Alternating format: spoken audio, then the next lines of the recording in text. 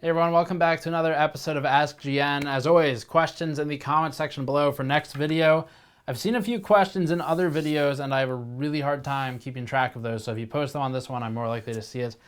Also, this week I'm probably in California for an event when this video goes live, but it's only a few days, so it's there and back, and we'll have some news for you after that, pretty shortly after anyway.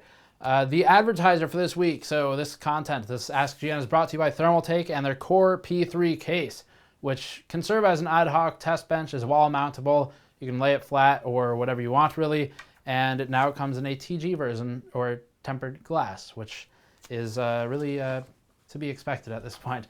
I don't know, I don't see an RGB version at CES though, so get on that, Thermaltake, because otherwise you're going to be left behind by the rest of the industry as they move into the age and the era of RGB LEDs.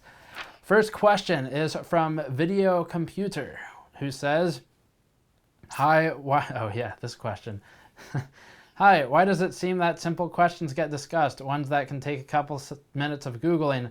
I had unanswered question about large HR22 heatsink making noise that sounds like very quiet coilwhine when cursor is moving. It's 100% certain that heatsink is the source because when I switch to another, then there is no sound anymore.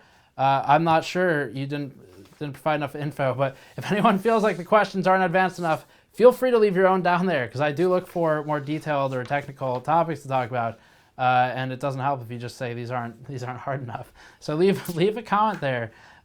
First real question, Lunchbox says, hey Steve, would you guys ever try delidding CPUs? Ooh, I meant to bring it in for this video. I have the kit that Lunchbox is talking about. I have one of the new Rockit delidding kits. But yes, would you consider delidding CPUs specifically with the Rockit 88? I know there are others on YouTube who have done it, but they're relatively small channels and have nearly the same scientific method or consistency in their testing methodology. And in regards to the IHS that you talked about last week, why aren't IHS made of copper or other conductive metals? They are actually normally made of copper.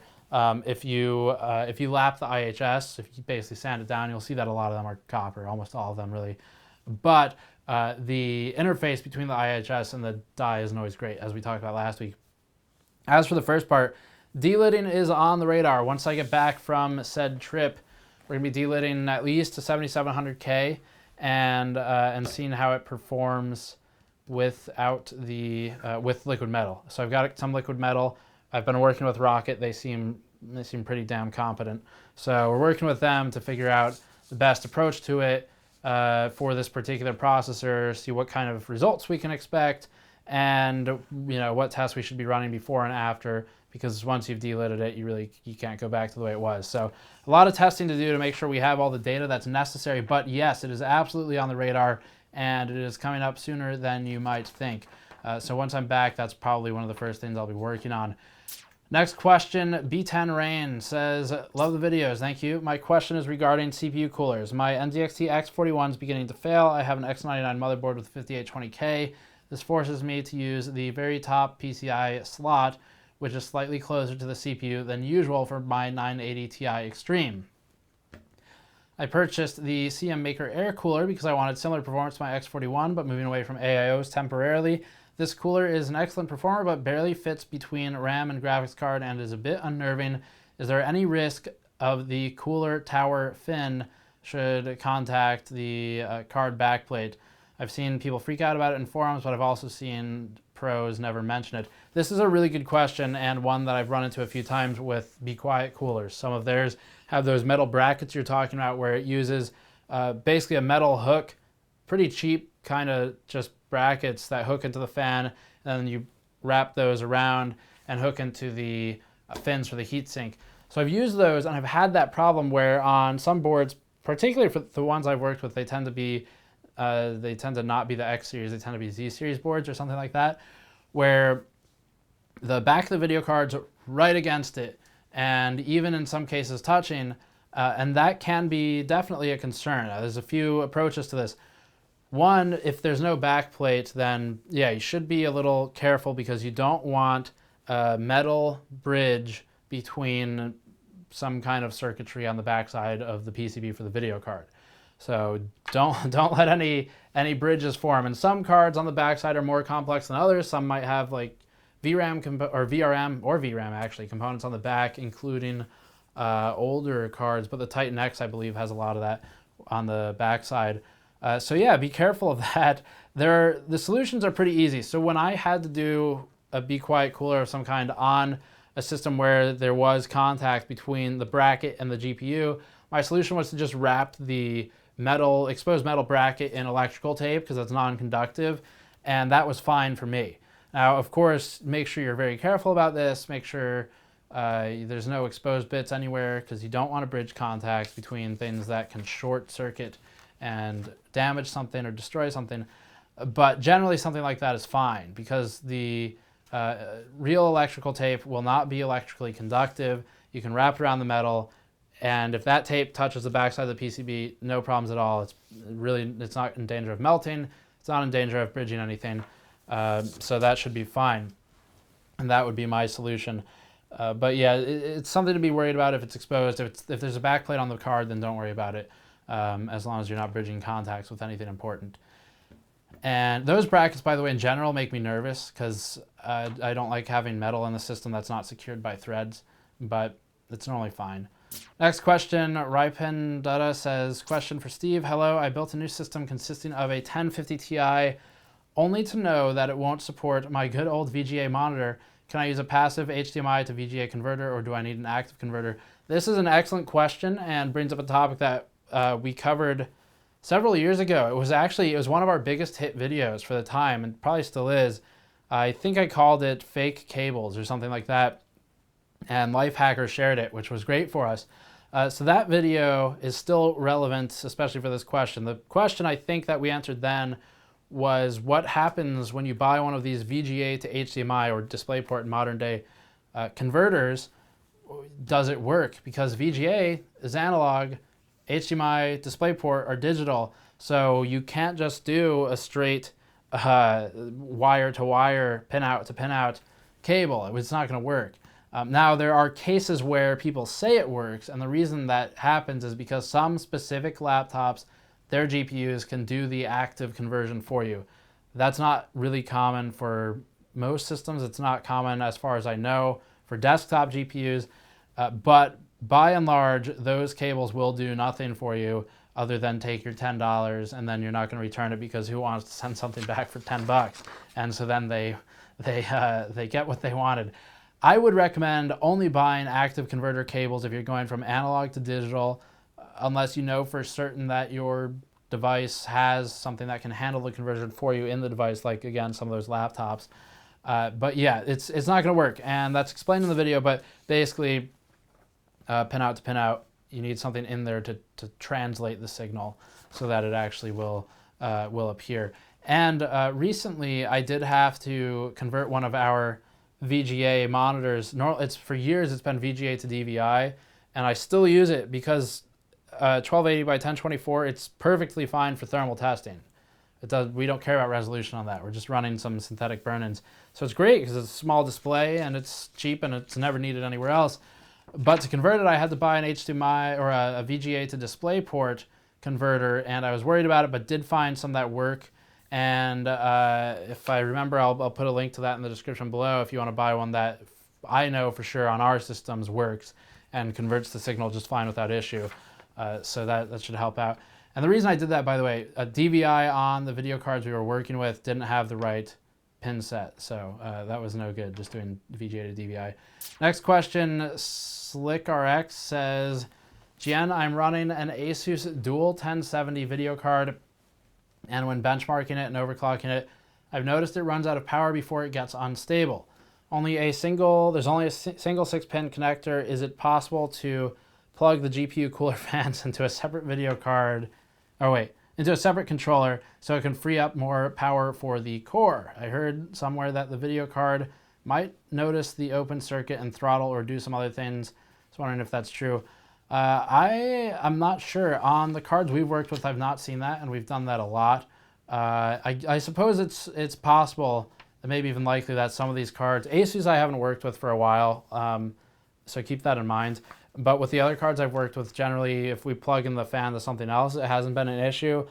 Now, there could be a problem if the fan is looking for if the video card's looking for a fan, says, what the heck, there's no fan, and then just doesn't clock up because it's concerned about overheating, sure. And there might be a workaround for that through Precision or some other software. Generally, I've not seen that problem. And again, we've done these types of things with the 1080s, especially from EVGA and MSI. Well, maybe just EVGA for this particular setup, but where I've completely removed any connection to the PCB of the cooling apparatus and connected it straight into something that goes into the motherboard instead. And that was for the same reason you wanted. I wanted extra power. Now, ultimately, we found in that scenario that it didn't matter. It was an extra, you're talking a couple watts. And if you're really, really desperate, I suppose that would be a place to look. But I would not expect a lot out of it. You might not even really get an increase in your clock rate for that extra power. So that is a project that may be, you may be better off doing something else instead of rewiring the thing to the motherboard. And that's kind of a pain anyway, because then you've got more cables hanging out of there. But perhaps consider, some of these cards do have special VBIOS you can download if you want to start getting into territory where you void warranties. You can get a custom VBIOS, and some of them do enable more power to be pulled through the card. And ideally, you grab one that's tested and validated by at least a few commenters, and then overclock responsibly, of course. But that's where I would start instead, is look for a custom VBIOS, and I guess that's mostly it. You could put under liquid and reduce your power leakage, and that might help too, but that's really starting to split hairs. Keelan Rutter says, Gamers Nexus, you need to talk about the price of DDR4 RAM doubling in price, because I cannot find out why. Well, seeing as we need to talk about this, we are contractually obligated by Keelan Rutter to talk about this. Yes, DRAM pricing in general for flash-based storage or otherwise, because they're generally made in the same place, is going up. So as discussed previously, SSD prices have been, they haven't done huge hikes yet, but they should, and that's because of supply limitations. Demand's really high. Flash modules are used in everything, phones, tablets, laptops. Basically any current Mac is shipping all flash storage, and a lot of the smaller PCs and things like that, razors, blades, all that stuff, it's all going flash these days, and flash is also more popular in desktops. So there's a shortage, and that means that prices will be going up. Now that should be resolved by 2018. I don't know if that's what part of 2018, but that's what it's looked like for a resolution for the supply to kind of catch up. But RAM, normally when one goes up, RAM or SSDs in price, the other does too. And that's because they're made in the same facilities. So we did an SMT line tour with Kingston several years ago. With those of you who are new to the channel, new relative to this video, which would probably be 95% of you, that tour might be worth looking at, because the SMT line surface mount technology, they have rows and rows of these systems. Actually, we talked about it with the Gigabyte motherboard, how motherboards and video cards are made as well, when we went to Taiwan last year.